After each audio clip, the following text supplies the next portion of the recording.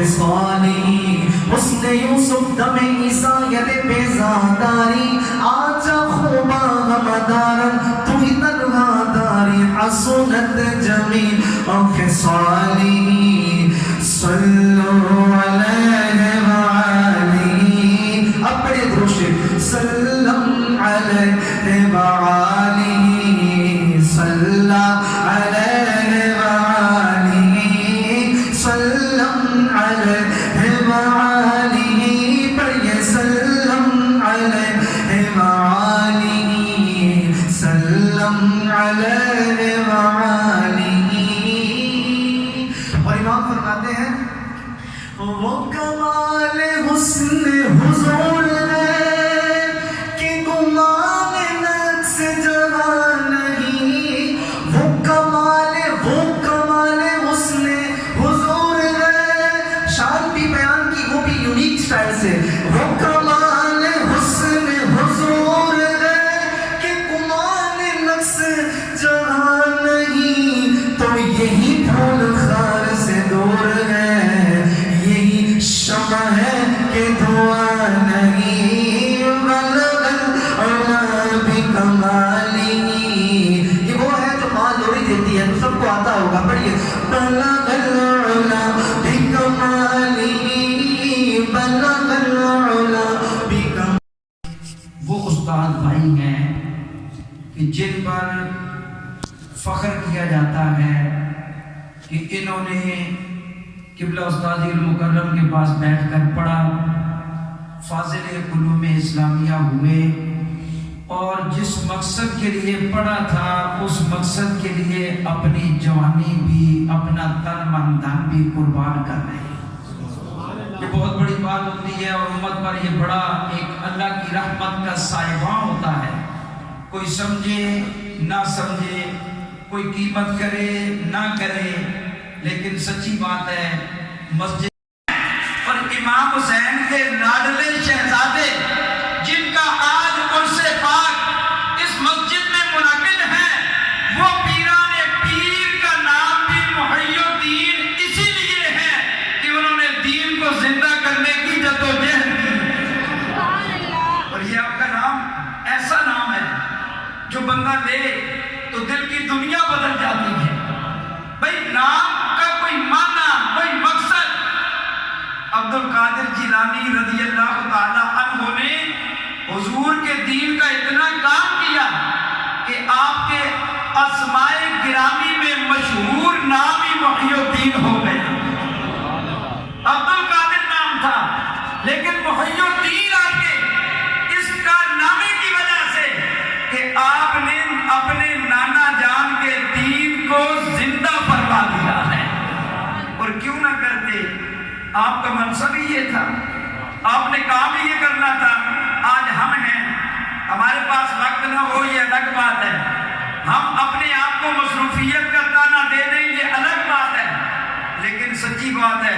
صحابہ کرام کی سیرت پاک کو پڑھیں اہل بیت اطہار کی سیرت پاک کو پڑھیں جس آپ اللہ کے نیک بندے مقبول بندے کو دیکھیں گے اس کی زندگی میں آپ کو ہر لمحہ دین کے ساتھ خدمت کرتی ہوئی اس کے کارنامے نظر آئے وجہ کیا ہے کہ دین ہی تو ہے اس دین نے جو ہمیں یہاں عزتوں کے چار کتابیں چار قسمیں مقصد کیا لقد خلقنا الانسان ہم نے یقیناً انسان کو بنایا کیسا فی احسن تقویم بہت خوبصورت ہم نے انسان کو بہت خوبصورت بنایا اب یہ فرمانے کے بعد اب یوں سمجھیے انسان تو رب نے بہت بنائے لیکن ان میں پھر یہ سمجھنا ضروری ہے سب انسان ایک جیسے نہیں سب انسان ایک جیسے نہیں کسی کو اللہ نے ایمان کی دولت نصیب فرما دی اور کوئی محروم رہا پھر جو اہل اسلام ہیں وہ دوسروں پر فوقیت لیتے اب اسی طرح آپ آگے بڑھتے جائیں گے تو پھر سارے مسلمان بھی برابر نہیں کوئی صرف ایمان والے ہوتے ہیں اور کسی کو اللہ تقوی بھی عطا فرما دیتا ہے پھر ان میں بھی سب برابر نہیں بعض لوگ ہیں جو ایمان والے بھی ہیں تقوی والے بھی ہیں اور پھر ان کی فضیلت یہ ہے کہ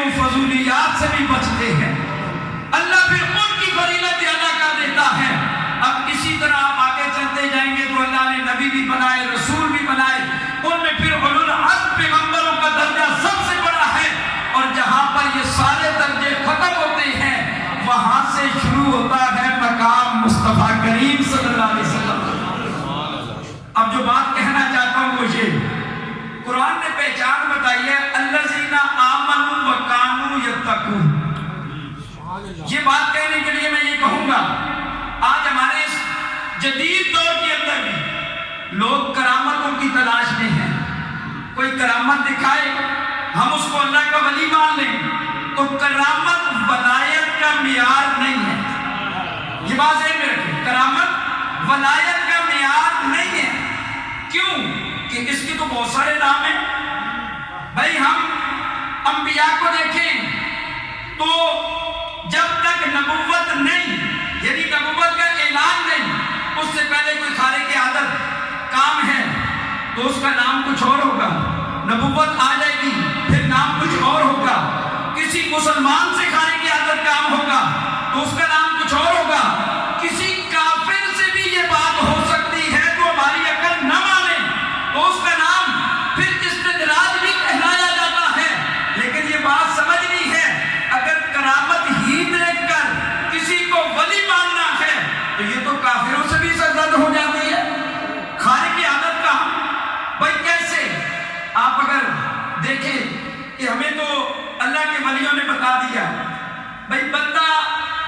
پہچان کرنا چاہتا ہے نا ولی کی، تو قرآن کے لفظ کو یاد کرے، ایمان اور تقوی والا ہوگا تو ولی ہوگا۔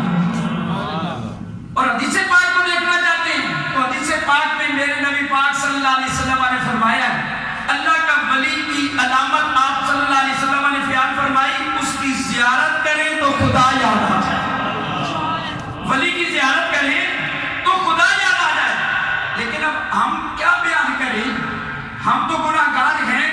ہم تو ہر اس ولی کے طالب ہیں، عقیدت مند ہیں جو ایمان والا بھی ہے،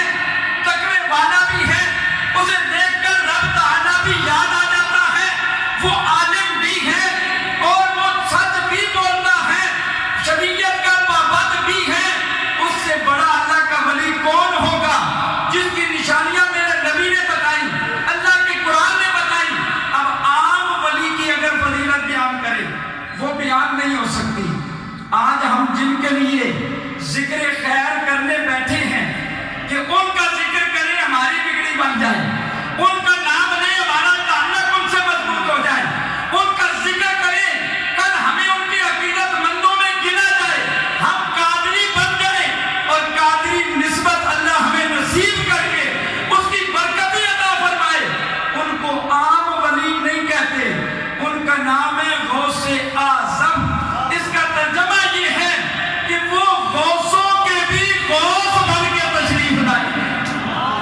غوثوں کے بھی غوث۔ اور اگر آپ دیکھنا چاہیں کہ کس کس نے حضور غوث پاک رضی اللہ عنہ، اللہ کے پیارے، اللہ تعالیٰ